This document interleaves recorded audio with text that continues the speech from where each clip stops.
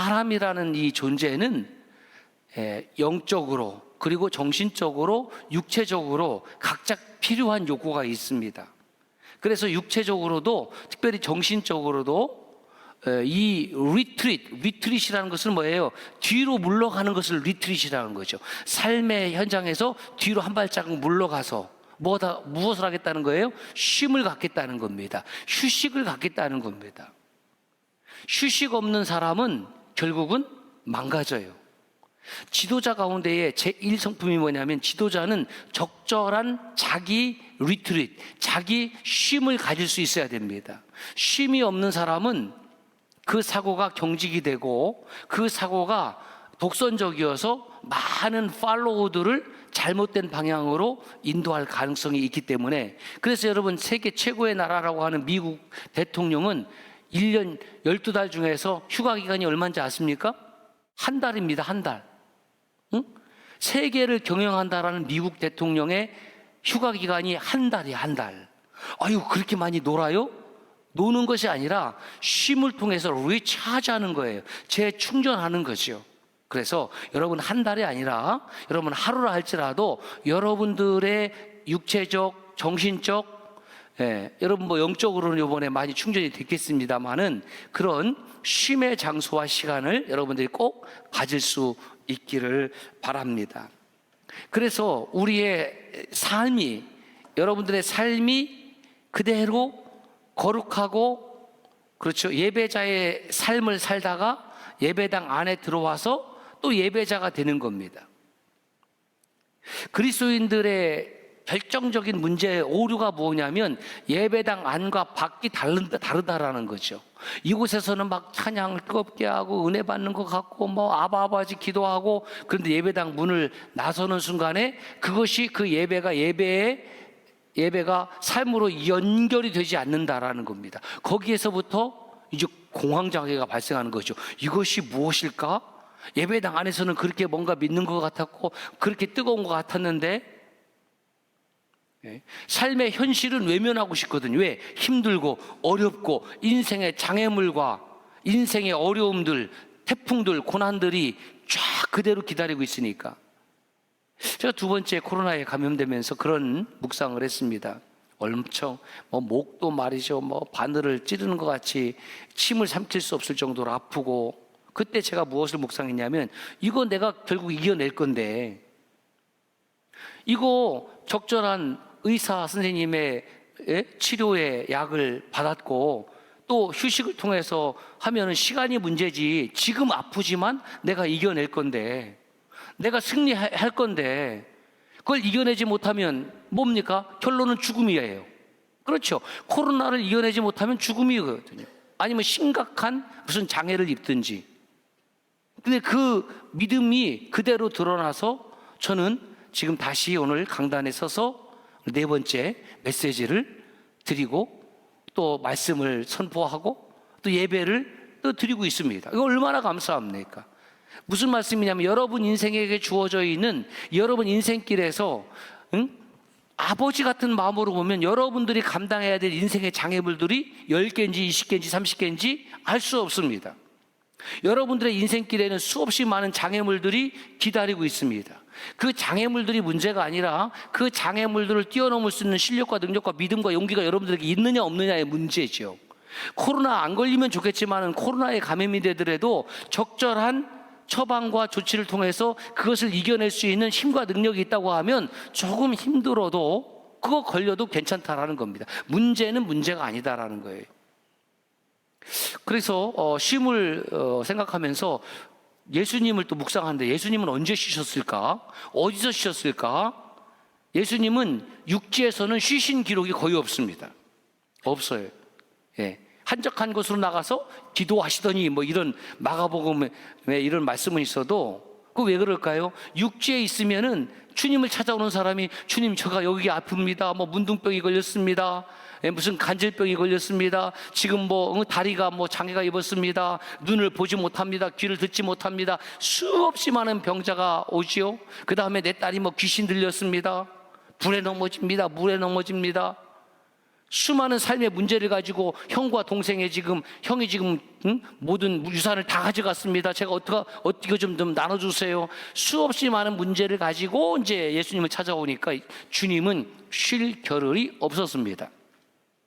그래서 성경을 이렇게 찾아봐서 언제 어디서 하셨냐 보니까 마태복음 8장, 마가복음 4장, 누가복음 8장에 보니까 예수님께서 갈릴리 호수 배 위에서 쉬셨더라고요. 유일하게 배 위에. 그 예수님을 만나고 하려면 이제 배를 타고 쫓아와야 되니까 그것은 쉽지 않으니까 배 위에서 쉼을 가졌습니다.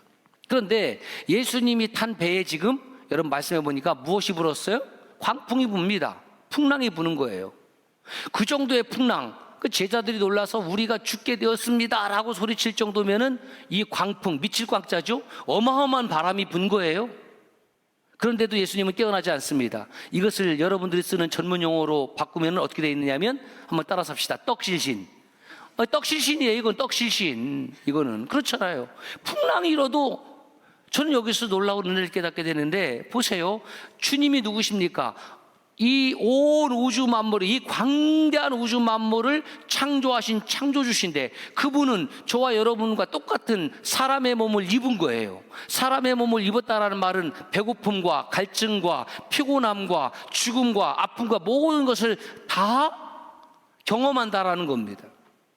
이 말씀에 나와 있는 예수님의 모습은 극도로 피곤한 예수님, 정말 떡실신 되신 예수님의 모습을 그대로 드러나고 있죠. 아무리 힘든 사역을 했어도 피곤함을 느끼지 않는다. 그건 슈퍼맨이죠. 예수님은 이 땅에 슈퍼맨으로 오신 것이 아니라 저와 여러분과 똑같은 이 피부를 입으시고 육신의 옷을 입고 이 땅에 오신 주님. 그러니까 누구보다도 저와 여러분의 형편과 처지와 마음을 그대로 잘 경험하고 계시는 주님이라는 겁니다. 주님께서 그렇게 우리의 형편과 처지를 그대로 가지시고 피곤해서 떡실신대에서 배꼽물에서 주무시는데 뭐예요? 풍랑이, 노을이, 노을, 그 있는 거죠. 노을, 줄이면 노을이죠. 그 노을이에요. 노을 사실 노을이 줄인 노을, 큰 파도가 일어나서 자기를 삼키려고 하니까 생명의 위협을 느끼잖아요. 차는 주님을 깨우는 거죠. 아니 우리가 죽게 됐는데 어떻게 돌보지 않습니까? 서운합니다. 그럼 여러분 잘 생각해 봅시다. 그러면 바닷물이 들어와서 빠져서 죽으면 자기들만 빠져요? 자기만 죽어요? 지금 주무시는 예수님은 그럼 주무시다가 그러면은 바닷물이 그 물이 들어오면은 뭐 그냥 이게 뭐지? 배로 하는 수영. 이 배 내놓고 이게 뭐예요? 배영? 배영 갑니까? 배영? 자기들만 생각하는 거예요. 자기들만. 그리고 주님을 향해서 이 파도가 있다라고 지금 불평을 하는 겁니다. 여러분 우리가 살아가다 보면은 이런 예기치 않은 고난과 풍랑과 파도를 여러분들이 앞으로도 끊임없이 인생 끝날 때까지 만나게 되는 거예요. 그때 저와 여러분들의 반응, 리스폰스가 바로 우리의 믿음의 모습이라는 것을 여러분 알아야 됩니다. 그 주님께서 깨셔서 뭐라고 말씀하냐? 어찌하여 무서워하느냐? 믿음이 작은 자들아, 이렇게 말씀하십니다. 믿음이 없다라고 말씀하신 것이 아니라 믿음이 작다라고 얘기를 한 거예요. 그럼 믿음이 작다라는 뜻은 무엇입니까? 믿음이 작다라는 것은 지금 여러분들이 바라보고 있는 이 풍랑도 큰 문제이지만 주님을 바라보지 못한다. 그 풍랑을 잠잠케 하시고 다스리시고 컨트롤하시는 주님을 신뢰하지 않는다라는 겁니다. 여러분들은 예수님을 어떻게 생각하십니까? 예수님은 만물의 창조주시고 그분은 저와 여러분의 삶을 인도하시고 통제하시고 다스리시는 분입니다. 왜냐하면 우리는 내 삶의 주인을 나로 삼지 아니하고 예수 그리스도로 삼았기 때문에 그렇습니다. 그것은 인격적으로 요청한 것입니다. 주님, 내 삶에 개입해 주세요. 내 삶에 이런 문제가 있습니다. 이런 아픔이 있습니다. 이런 풍랑이 있습니다. 주님은 간섭하시는 분이 아닙니다. 주님은 할 일이 없어서 여러분들 삶 가운데 이래라 저래라 간섭하려고 계시는 분이 아니시고 내가 주님께 요청을 한 겁니다. 주님, 제가 이런 일이 있거든요. 이런 어려움이 있거든요. 그래서 주님 간섭해 주세요. 왜냐하면 제가 아무리 생각해봐도 제 능력 밖의 문제입니다. 제가 또 한번 열흘 정도 아파 보니까 철저히 무력감을 겪게 돼. 무력감, 무능력감. 나는 이 바이러스에서 어떻게 감당할 수 없어요. 만약에 적절한 또 약물 치료와 또 하나님 앞에 기도하며 성도들의 기도와 이런 것들이 없었다고 하면 제가 어떻게 됐을지 I don't know, 나 몰라요. 그런데 가서 적절한 조치를 해주세요 라고 요청을 한 거거든요. 여러분, 신앙이 무엇입니까? 왜 여러분들이 이 교회를 다니고 왜 예수 그리스도를 믿고 왜 예배해야 됩니까? 내 힘과 내 능력으로만 살려고 하는 사람들은 예배당에 올 필요 없습니다. 주일날 올 필요 없습니다. 지금 폭염 가운데 뭐 하려고 와 있습니까? 정말 웃긴 사람들이네. 그게 아니고 주님 아무리 생각해봐도 저에게 주신 은혜와 달란트도 있는데 하나님, 제 능력 밖의 일들이 너무 많이 있습니다. 그때 하나님 개입해 주십시오 라고 인격적으로 여러분들이 요청했기 때문에 그 요청을 받은 주님께서 적절한 삶 속에 간섭이 아니라 개입하시는 겁니다. 지금은 여러분들이 삶의 금메달을 향하여 부지런히 경주를 해야 될 텐데 적절한 코치를 받는 겁니다. 내 힘만은 안 되겠습니다. 하나님의 적극적인 도움이 되어야 되겠습니다. 아무리 생각을 해도 내 힘과 능력의 범위를 벗어나더라고요. 전적인 무능력함 속에 저는 그때에 나를 객관화시킬 수 있었습니다.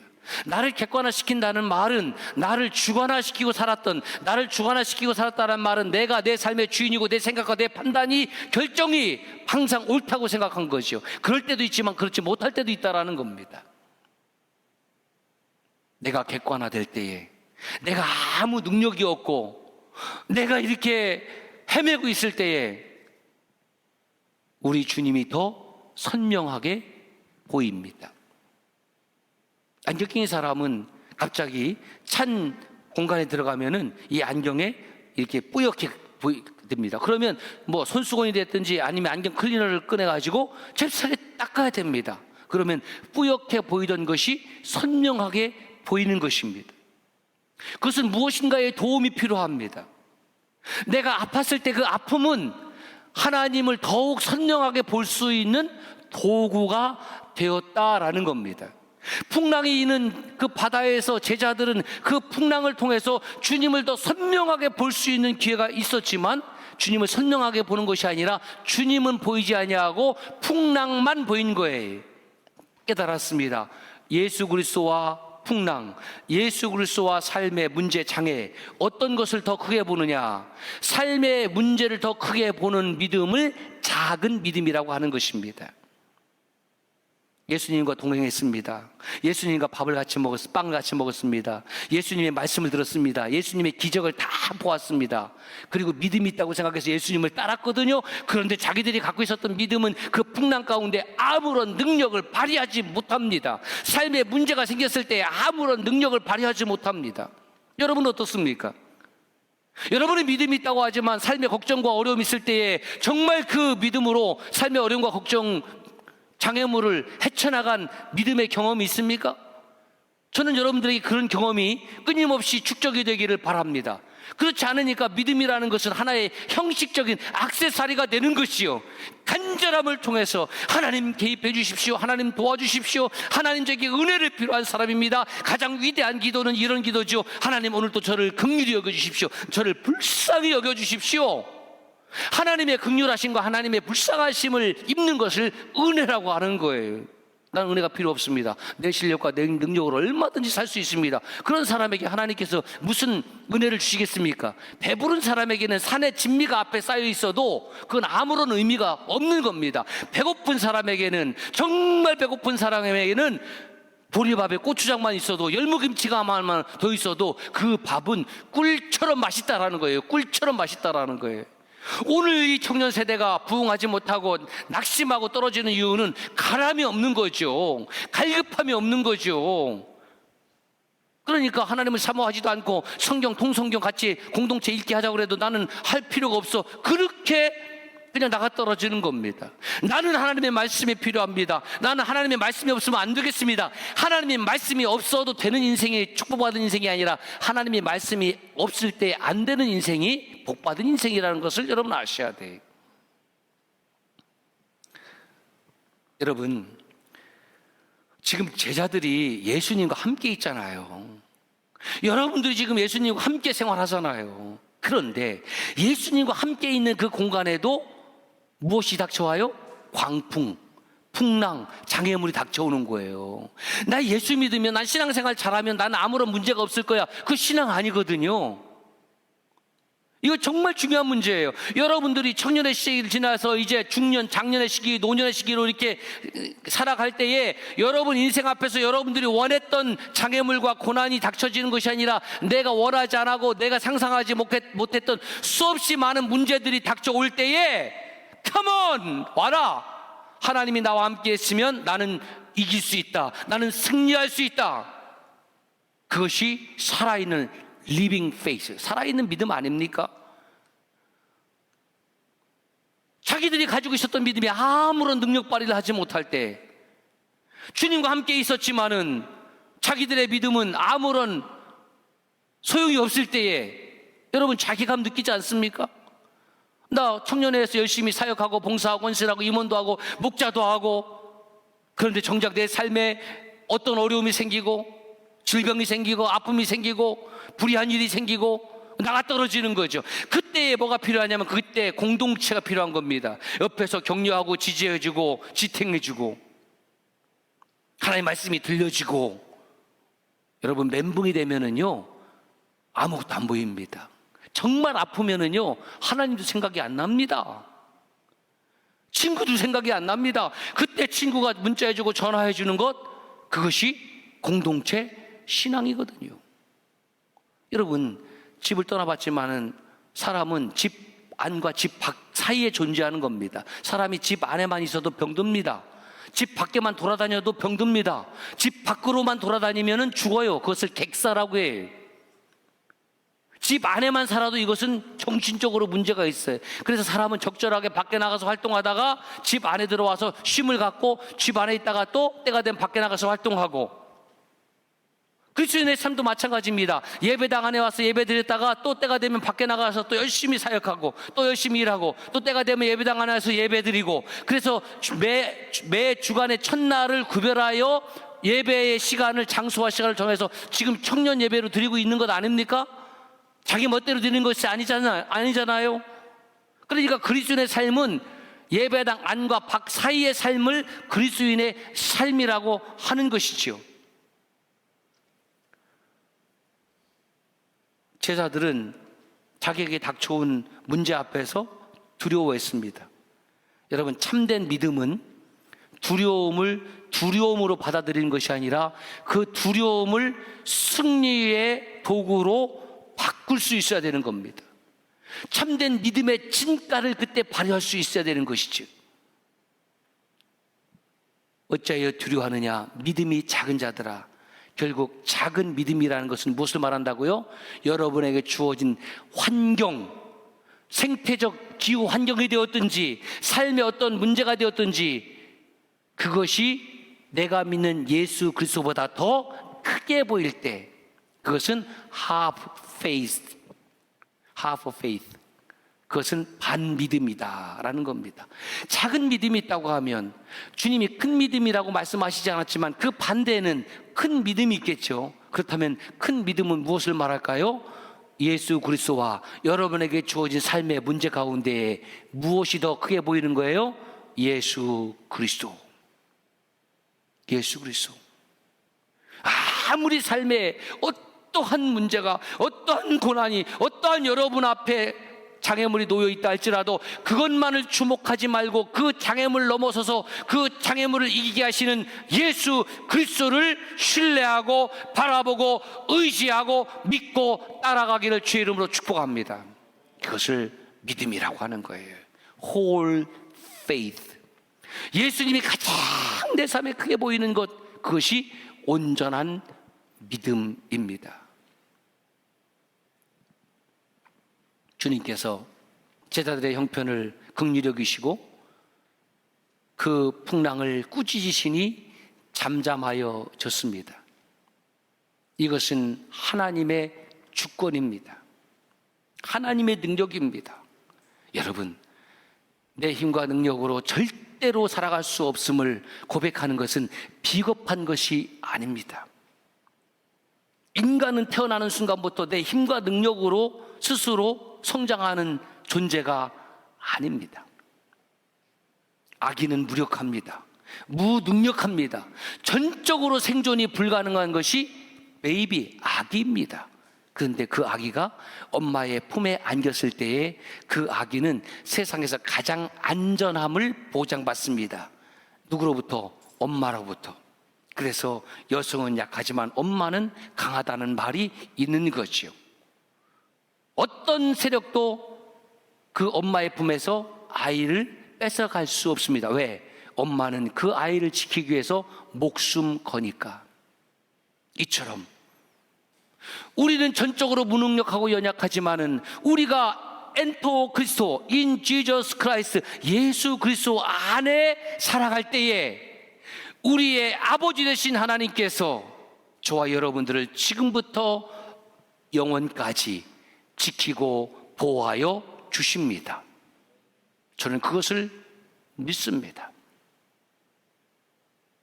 그 어린아이가 엄마의 품을 인지하지 못하고 있다 할지라도 엄마의 품은 항상 그렇게 아이를 보호하듯이 아직은 내 신앙이 하나님의 존재와 하나님의 역사하심을 정확하게 인지하고 있지 못하다 할지라도 중요한 팩트는 뭐냐면 우리는 여전히 하나님 그분의 품 안에서 거하고 있다라는 사실입니다.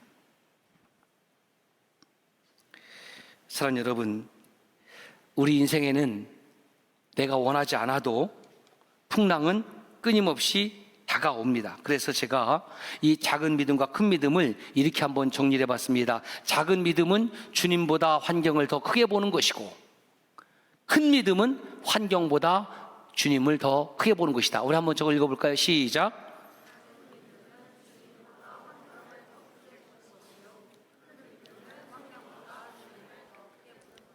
그렇습니다. 여러분, 시련과 고난이 없는 인생은 가치가 없어요. 시험을 통과하지 않은 학생은 더 전진할 수가 없습니다. 시험을 회피하는 학생이 어떻게 더 나은 삶을 살아갈 수 있겠습니까? 시험을 두려워하지 마십시오. 장애물을 두려워하지 마십시오. 주님께서 내 능력의 범위를 넘어가는 일은 책임져 주시고 그 풍랑을 꾸짖으시니 잠잠하게 되었고, 제자들은 저가 누구이기에 풍랑이 순종하는고라고 되묻고 있습니다. 누구인지 몰랐습니까? 예, 몰랐습니다. 여러분, 저와 여러분들이 섬기는 하나님이 누구인지 모르십니까? 그분은 무한하신 온 우주 만물을 창조하시고 지금도 정확하게 이 지구를, 이 태양계를, 이 은하계를, 이 우주 전체를 운행하시는 하나님이십니다. 손가락 하나 보탤 힘이 없습니다. 태양 하나 움직일 수 있는 능력이 우리에게 없습니다. 달 하나 움직일 수 있는 능력이 저에게 없습니다. 그런데 하나님은 지금도 정확하게 지구의 공전과 자전, 이 행성계를 정확하게 오차 없이 운행하시는 하나님을 신뢰하시기 바랍니다. 그래서 제가 깨달은 것이 뭐냐면, 삶에 어떠한 문제가 있다 할지라도 주님 앞에서는 별거 아니다, 이거 깨달은 거예요. 따라합시다. 삶에 어떤 문제가 있다 할지라도 주님 앞에서는 별거 아니다. 별거 아닙니다. 별거 아니에요. 제가 한 열흘간 또 코로나와 싸우면서 3가지의 찬송을 불렀습니다. 첫 번째가 Nearer by God to Thee, 내 주를 가까이 하게 함은, 제가 늘 좋아하는 찬양을 불렀고요. 그 다음 두 번째 찬양 이런 찬송가였어요. It is well with my soul, it is well, it is well with my soul. 내 영혼 평안해, 내 영혼 평안해. 이 찬양을 했어요. 그리고 세 번째 찬양이 있었습니다. 세 번째 찬양이 무엇이었을까?